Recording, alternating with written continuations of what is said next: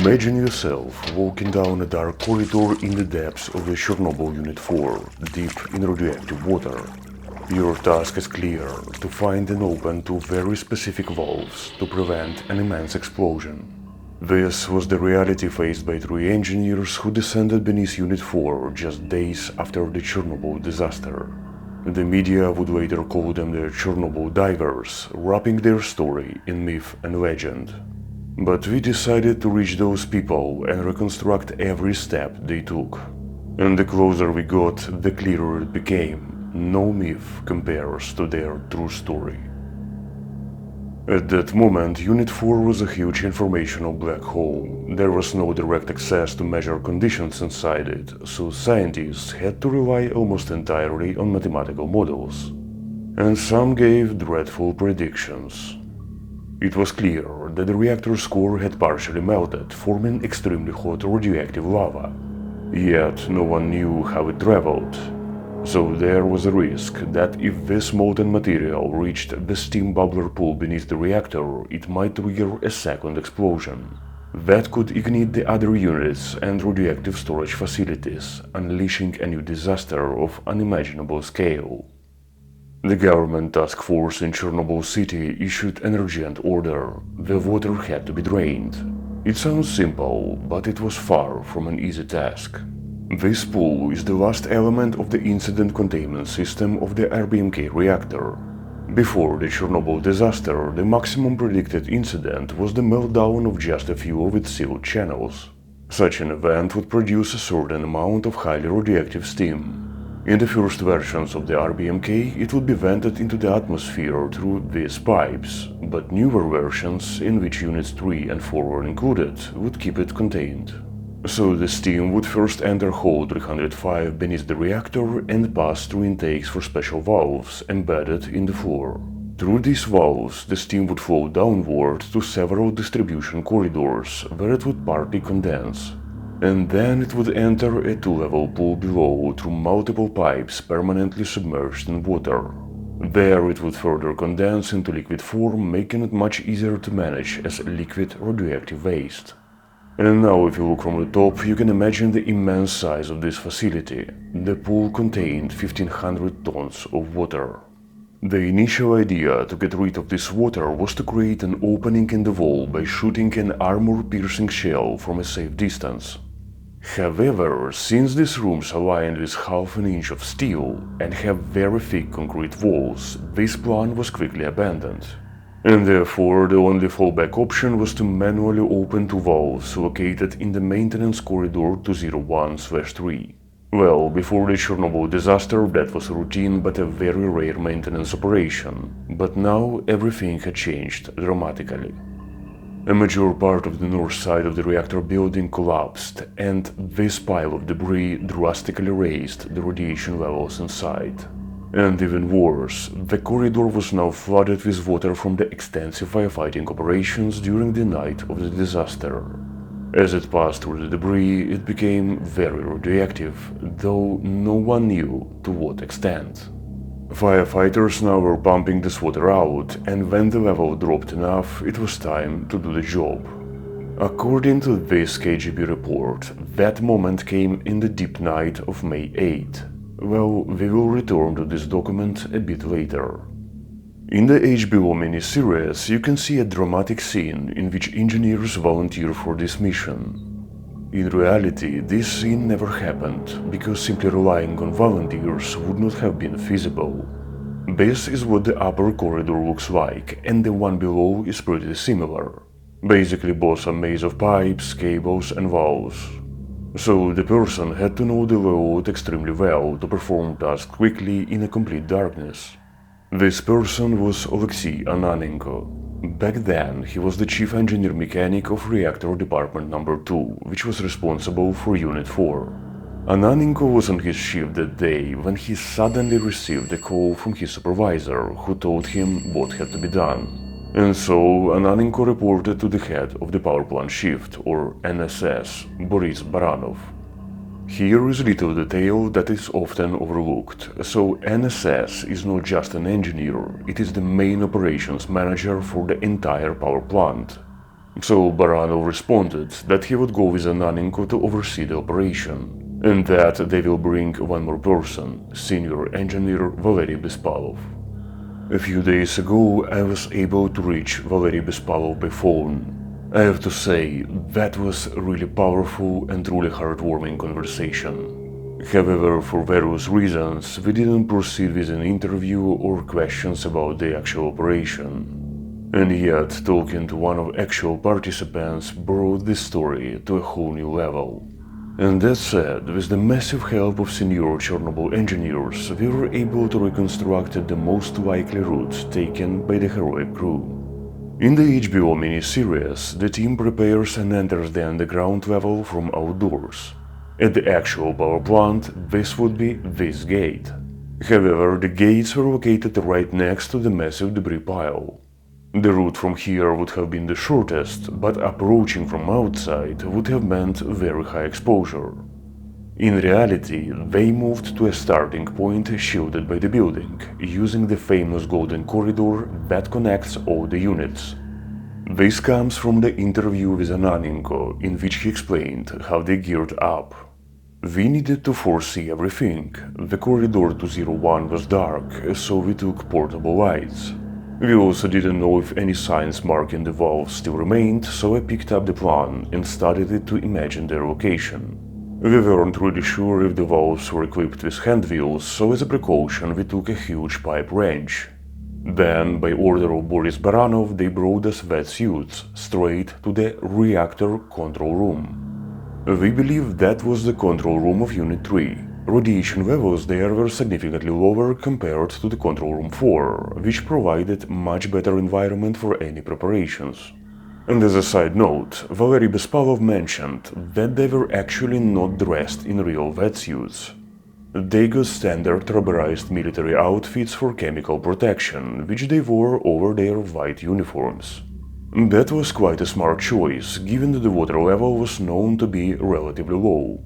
And for the same reason, they didn't wear any diving masks, but only standard respirators, exactly like this one. And so we started to wonder how they could get from here to here while minimizing their exposure. The shortest route would be to enter Block V. This is the building between Unit 3 and 4 that housed their shared systems. In reality, there are many rooms inside, but we are interested only in the two stairwells that lead to the ground level. One of these was partly collapsed at the level of +9 meters. However, by using the other stairwell and adjacent passages at ground level, it was possible to exit into the transportation corridor of Unit 4, which connects to Corridor 01/3 above their destination. But there is a problem. In this area, the transportation corridor is more than 30 meters or 100 feet tall. This is because its ceiling contains a large cargo hatch, connecting it to the reactor hull, which is situated fairly above ground. After the accident, the cover was blown away, and a huge pile of radioactive debris fell down. Passing through that was possible, but not really an optimal option. But, as you will see next, Bespalov recalled seeing that very pile from a very specific angle, and that detail appeared to be essential. So, in Block V, they could use a second stairwell to reach ground level. Then, they entered the transportation corridor, but in Unit 3. This corridor provides a direct route into the building of auxiliary reactor systems, unobstructed and far away from heavy radiation. The water they were going to drain would flow into a reservoir in this very building. At the next stage, firefighters had to install hoses to pump it to the liquid waste storage, because the designated lines had become non-functional. So all this area was previously surveyed for damage and indoor radiation levels, and they were found to be acceptable. So the team could confidently cross this building until they reached this door. That had a big place, about which Ananenko speaks. When we finished walking and reached the entrance to the transportation corridor, I glanced over Baranov's shoulder on the dosimeter. The device was off the scale on all sub-ranges, even though it was rated for 200 rangens. Then came a brief command.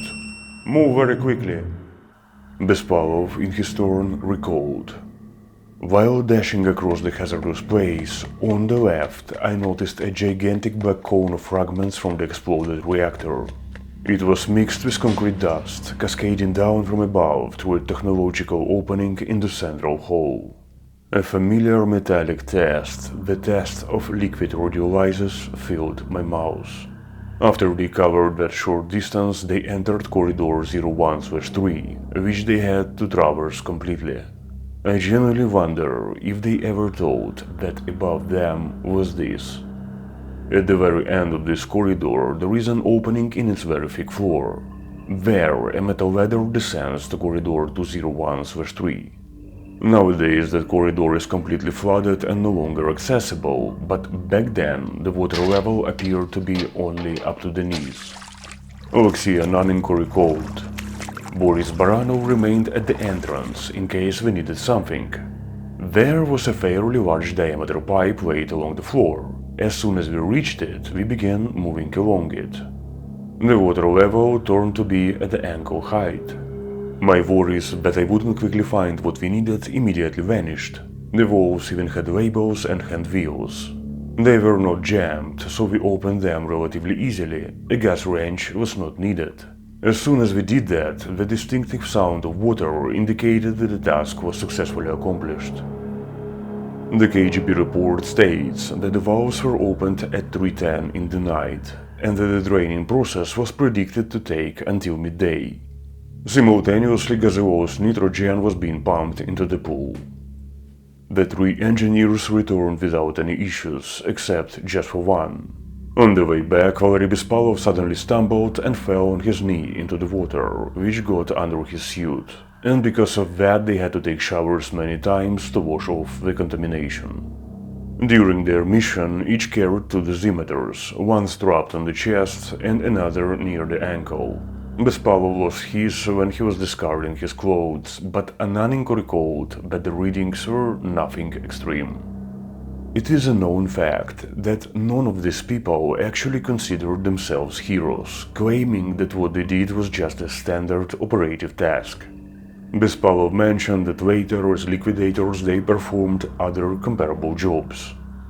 At that time, they didn't receive any rewards or recognition, perhaps with one little exception. In one Soviet newspaper was published a small article titled "Heroic Guys." That article was actually the starting point of the legend that turned them into the divers. Nevertheless, these people are undoubtedly heroes. Almost 40 years after, things look simple, but back then they found the courage to step into the unknown. And what is that, if not a true heroism? It is still an open question whether the risk of second explosion actually existed. After the operation, the pool remained inaccessible for quite a time, so concerns about lava melting through the foundation still persisted. This eventually led to the famous mining operation beneath the reactor. And only much later, after multiple surveys were conducted inside the sarcophagus, it became possible to reconstruct exactly how the lava flow moved.